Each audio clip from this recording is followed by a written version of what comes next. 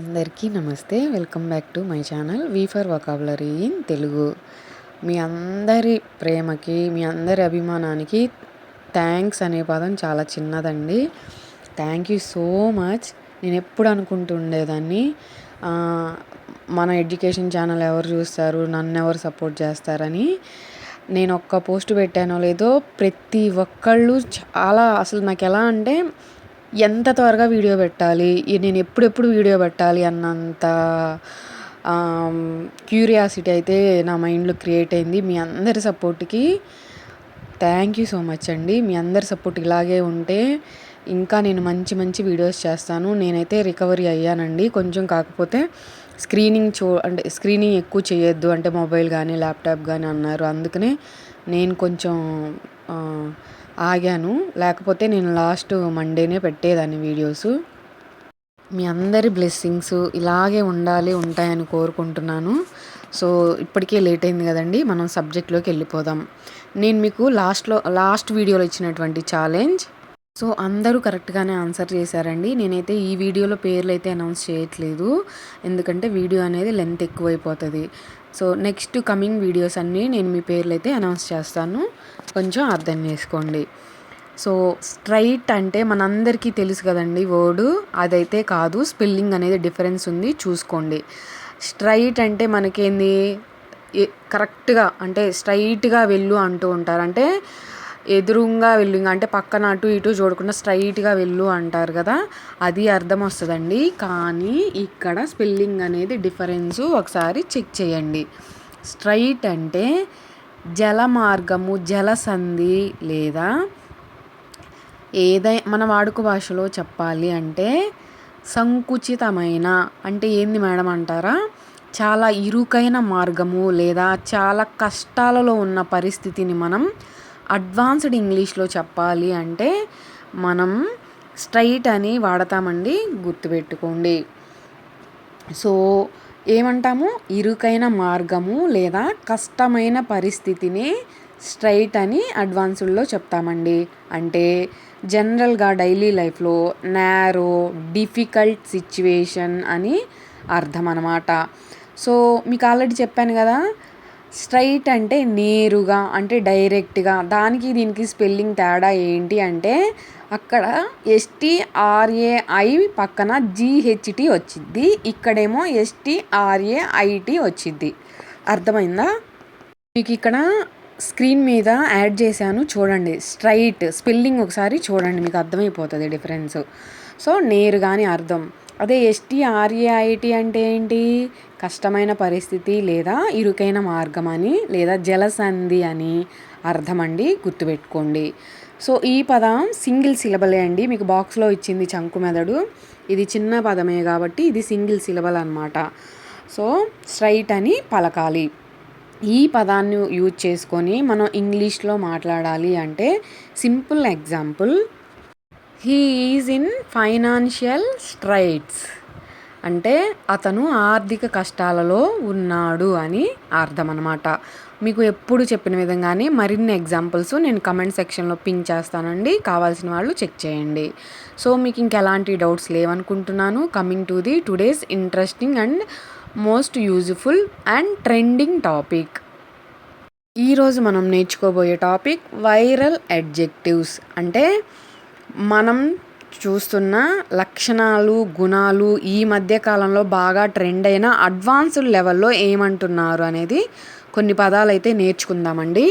ఇంకెందుకు లేటు, సబ్జెక్ట్లోకి వెళ్ళిపోదాం. First word meticulous.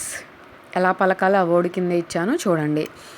Meticulous అంటే జాగ్రత్తగా ఉండే స్వభావం అండి, లేదా ప్రతి దాన్ని కూడా సూక్ష్మంగా చాలా అతి జాగ్రత్తగా చూసే వాళ్ళని మెటిక్యులస్ మెంటాలిటీ పర్సన్స్ అంటూ ఉంటాం కదా. అంటే ప్రతి చిన్న విషయం కూడా చాలా జాగ్రత్తగా చూసే వ్యక్తులు. అంటే చిన్న తప్పులు కూడా వదలకుండా చూసే స్వభావం ఉన్న వాళ్ళ గురించి మనం మాట్లాడాలి అంటే ఈ పదం వాడతామండి, గుర్తుపెట్టుకోండి. సో ఈ పదాన్ని వాడి మనం సింపుల్గా ఇంగ్లీష్లో మాట్లాడాలి అంటే, he made A meticulous plan for the trip. అంటే అతను ఆ ట్రిప్ కోసం చాలా జాగ్రత్తగా ప్లాన్ చేశాడు. ఓకే, ఈరోజు ఇక్కడ ఇది విజిట్ చేయాలి, నెక్స్ట్ డే అలా విజిట్ చేయాలి, ఈరోజు ఈ ఏరియాస్ కవర్ చేయాలి అలా అనమాట. సో మీ అందరికీ తెలుసు ట్రిప్స్ ఎలా ప్లాన్ చేస్తారు అనేది. సో ఇదే పదాన్ని మనం డైలీ లైఫ్లో అయితే ఏమని వాడుతూ ఉన్నాం? Particular, careful, detail oriented, precise, neat, ఇలా ఒక్కొక్కళ్ళం డైలీ లైఫ్లో ఒక్కొక్కగా వాడుతున్నామండి. ఇవన్నీ కూడా సినానిమ్స్. సో మీకు ఇంకెలాంటి డౌట్స్ లేవు కదా? Coming to the next word. మరిన్ని ఎగ్జాంపుల్స్ నేను కమెంట్ సెక్షన్లో ఇస్తానండి. Next word superficial.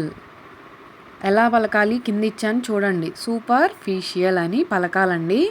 So superficial అంటే పైన ఉన్న లేదా లోతుగా పరిశీలించకుండా పైన మాత్రమే చూసి అర్థం చేసుకునే లక్షణాన్ని, గుణాన్ని మనం సూపర్ఫిషియల్ అంటామండి. మనం క్లియర్గా మన వాడుక భాషలో చెప్పాలి అంటే ఏదైనా సరే దాని నిజమైన భావం, వివరాలు పట్టించుకోకుండా బయట ఏదైతే కనిపిస్తుందో దానికి ప్రాధాన్యం ఇవ్వడాన్ని మనం సూపర్ఫిషియల్ అని అంటామండి. ఇవన్నీ కూడా మీకు తెలుసు కదా, మీకు ఆల్రెడీ చెప్పాను. ఇవన్నీ కూడా లక్షణాలు, గుణాల గురించి, అంటే అడ్జెక్టివ్స్ అనమాట, గుర్తుపెట్టుకోండి. అదే మనం జనరల్గా డైలీ లైఫ్లో అయితే shallow, surface level, casual, fake, insincere అని, అంటే పైన చూసి ఓకే కరెక్ట్ తీసేయండి ఇట్లా అంటూ ఉంటారు కదా. అలాంటి సిచ్యువేషన్స్లో వాడే అడ్వాన్స్డ్ వర్డ్ అనమాట ఇది సూపర్ఫిషియల్. మనందరికీ తెలుసు, ఇది ఎక్కువగానే వాడుతున్నారు. సో ఈ పదాన్ని ఇందాక చెప్పిన అన్ని సినానిమ్సే అండి, గుర్తుపెట్టుకోండి. సో ఇప్పుడు ఈ పదాన్ని మనం వాడి సింపుల్గా ఇంగ్లీష్లో మాట్లాడాలి అంటే, example, don't make superficial judgements. పైన చూసి నిర్ణయాలు తీసుకోకు అని అర్థం అనమాట. సో మేడిపండు చూడ మేలిమై ఉండు, పొట్ట విప్పి చూడ పురుగులుండు. బెస్ట్ ఎగ్జాంపుల్, మనందరికీ తెలుసు కదా, అదే అనమాట. సో అర్థమైంది కదా? Coming to the next word, eloquent. ఎలా పలకాలి? ఎలక్వెంట్ అని పలకాలి. ఆ వర్డ్ కింద ఇచ్చాను, ఒకసారి 2 times ప్రొనౌన్స్ చేయండి, వచ్చింది. ఎలక్వెంట్ అంటే ప్రభావవంతంగా మాట్లాడగలగడం.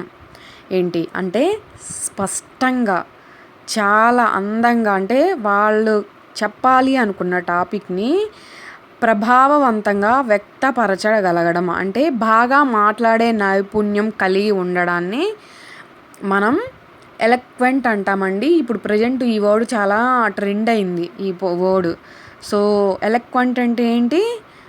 చాలా, అంటే అందరినీ ఆకర్షించే విధంగా మాట్లాడగలిగే నైపుణ్యం ఉండడాన్ని ఎలక్వెంట్ అంటామండి, గుర్తుపెట్టుకోండి. అదే మనం ఇది అడ్వాన్స్డ్ లెవెల్లో కదా. డైలీ లైఫ్లో అయితే ఫ్లూయెంట్, ఇది మనకి తెలుసు కదా. ఎక్స్ప్రెసివ్, అంటే కొంతమంది ఎక్స్ప్రెస్ చేస్తే నచ్చని వాళ్ళకు కూడా నచ్చిద్ది అనమాట. నెక్స్ట్ ఆర్టిక్యులేట్, అంటే స్పష్టంగా మాట్లాడగలడం. వెల్ స్పోకెన్, అంటే బాగా మాట్లాడగలిగే సామర్థ్యం ఉండడం. ఇవన్నీ కూడా సినానిమ్సేనండి, గుర్తుపెట్టుకోండి. సో ఈ పదాన్ని వాడి మనం సింపుల్గా ఇంగ్లీష్లో మాట్లాడాలి అంటే, he's words were eloquent and inspiring. అంటే అతని మాటలు ప్రభావవంతంగా మరియు ప్రేరణ ఇచ్చేలా ఉన్నాయి. అంటే నేను కూడా ఎందుకు మారకూడదు, అంత ఇన్స్పైరింగ్ చేసేలా ఉన్నాయి అని అర్థం అన్నమాట. సో అర్థమైంది కదా? Coming to the next word, tenacious. ఎలా పలకాలి? టెనేషియస్ అని పలకాలండి, గుర్తుపెట్టుకోండి. టెనేషియస్ అంటే పట్టుదల కలిగిన, అసలు అంటే ఎలా అంటే మన వాడుక భాషలో వదలకుండా ప్రయత్నించడం, ఇంకా అది ఎన్ని ఆటంకాలు వచ్చినా సరే దాన్ని తాడో పేడో తేల్చుకోవడం అనమాట. అలాంటి సందర్భాలలో మనం టెనేషియస్ అని వాడతామండి. మనకు ఒక పదం తెలుసు, డోంట్ గివ్ అప్ అని అంటూ ఉంటారు కదా, అంటే వదలకుండా పట్టుదలతో చేయండి అని అర్థం అనమాట. సో దాన్నే మనం అడ్వాన్స్డ్ లెవెల్లో ఏం వాడుతున్నాం? టెనేషియస్ అని వాడుతున్నామండి, గుర్తుపెట్టుకోండి. అదే మనం డైలీ లైఫ్లో వీటితో పాటుగానే determinant, persistent, hard working, focused అని వాడుతూ ఉంటాము, ఒక్కొక్కరం ఒక్కొక్క విధంగా. ఈ పదాన్ని మనం సింపుల్గా ఇంగ్లీష్లో యూజ్ చేసి మాట్లాడాలి అంటే, be tenacious if you want to win in life. జీవితంలో గెలవాలి అంటే పట్టుదలగా ఉండాలి అని అర్థం అన్నమాట. సో అర్థమైంది కదండి. మీకు ఇంకెలాంటి డౌట్స్ లేవనే అనుకుంటున్నాను. ఈరోజు నేను మీకు ఇవ్వబోయే ఛాలెంజ్ ప్రెగ్మాటిక్ అంటే అర్థం ఏమిటి కమెంట్ సెక్షన్లో కమెంట్ చేయండి. ఎంతమంది కరెక్ట్గా ఆన్సర్ చేస్తారో నెక్స్ట్ వీడియోలో అయితే అనౌన్స్ చేస్తాను. Thanks for watching my video.